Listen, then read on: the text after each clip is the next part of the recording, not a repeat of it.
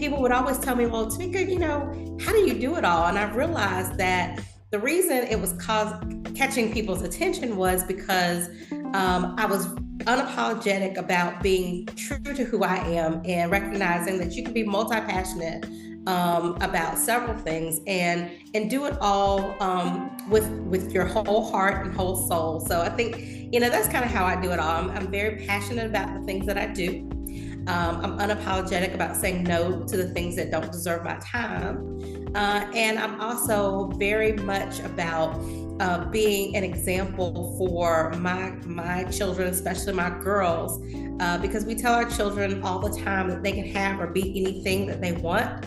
But I think what we do is when we model to them that we can't, when we give ourselves false choices that you can do this, but you can't do this, or you can have that, but you have to sacrifice this. So I'm very intentional about living the life that brings me joy, but also models for my children that you can excel at any and everything that you set your mind to. I love that. And I've never heard the term multi-passionate. So I'm absolutely loving that. Ask you this. So tell us a little bit about how or who inspired you as a woman to get into leadership, into business, into law. Wow. So the funny part is with the legal part is growing up, I really didn't know attorneys. I mean, I knew a couple male attorneys that were friends of my dad's, but I didn't have any lawyers in my family. I didn't have particularly Black women that I knew and knew well.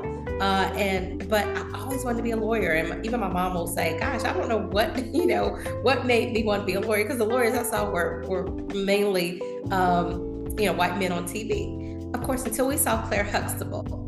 And I will tell you, I jokingly tell people that, we all need an alter ego. Like when we're going into the boardroom or a courtroom or somewhere where we know that we're probably going to be the only person who looks like us in that room, or, you know that you might have a challenge. And I tell people all the time, I have this alter ego that I put on, and she is a mix of Claire Huxtable, Michelle Obama, and Olivia Pope. And so when I channel those three, that is the woman that goes into the courtroom with me. But Claire Huxtable was the first Black woman that I saw on TV that was like being a work wife, being a mom, being an attorney and doing really well. And so I think that was my inspiration when I first started pursuing law. And then as far as everything else, it just evolved. I mean, I've always been very active in my community. My parents have always told me that instead of complaining about things, be the change that you want to see. And so I think that's what inspired me to run for and get elected to public office and still serve now.